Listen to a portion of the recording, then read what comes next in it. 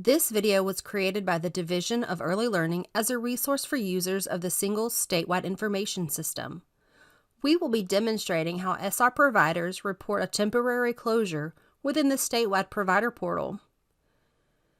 This video covers partial closures for all or some SR care levels. Partial SR closures are where services are not provided to some or all care levels.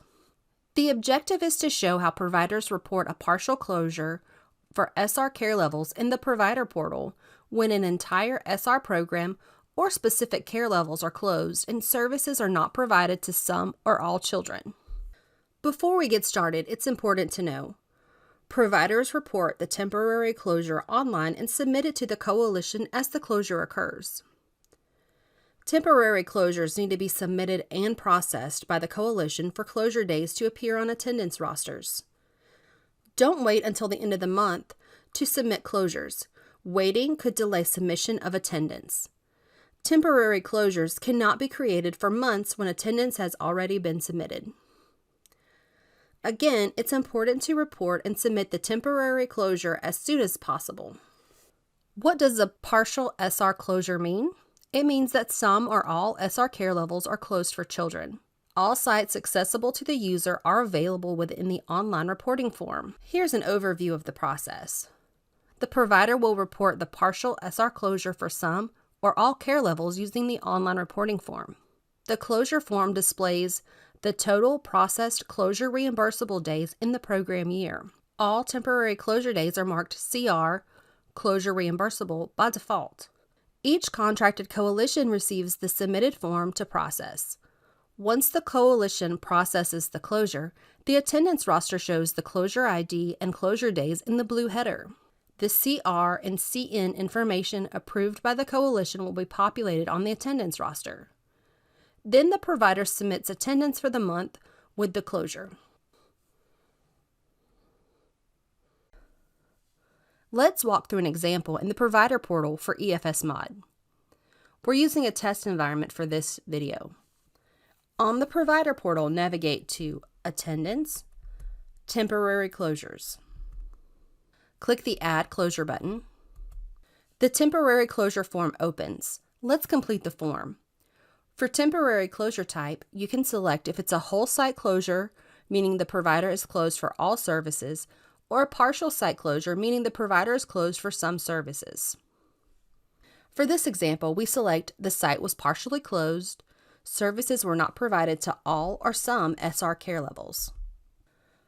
The closed provider sites is where you select one or multiple sites. Remember, the user will see all sites they have access to. If the user has limited access to only certain sites, then they will only be able to submit closures for the sites they have access to. If more than one site is selected, and they were closed for different dates, they should be unchecked and have separate closure events. Only sites with a certified contract will display in the drop-down menu. Closure Details is where you select the date from the pop-up calendar. Enter the closure date range. The closed from date is the first date of the closure. We will select July the 28th. The closed to date is the last day of the closure. We will select July the 29th. A single day closure would have the same closed from and closed to date. No services are available on dates in the closure date range. Enter the anticipated reopen date. This is the date services will resume. While the reopen date may be unknown, we will enter our best estimate. For our example, we will enter July the 30th. The closure date range is limited to a single month. If the closure crosses into the next month, you will need to create an additional closure to cover that time period. Since this was a partial closure for all or some SR care levels, notice that the screen expands to include care levels and reimbursement requests. Check the care levels that are included in the temporary closure. If no services are available for any SR classes, then select all of the care levels. We'll select all the care levels.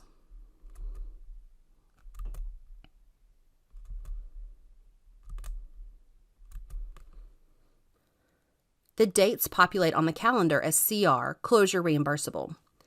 The dates can be changed to CN, closure non-reimbursable, by clicking on CR. We click it, it changes to CN, and if we want to change it back to closure reimbursable, we click it again. Notice the total process closure reimbursable days in the program year is 0 right now. Once these closures have been processed, this number will change to 2. For closure reasons, select the closure reason that apply. There are reasons related to COVID, but also a declared state of emergency. If none of the stated reasons are applicable as to why the site was closed, select Other and enter a comment. At this point, you may click the Save button to save your work and return to the form at a later time. Incomplete forms may be accessed by the Early Learning Coalition for assistance. Remember, the form must be completed and submitted to Early Learning Coalitions before attendance is submitted for the month in which the closure occurs. For documentation, you can upload documents to support closure reasons as needed. Up to 5 documents may be uploaded. This is optional. For comments, enter additional information to support the closure reasons. This is optional unless Other was selected as your closure reason. Then a comment is required.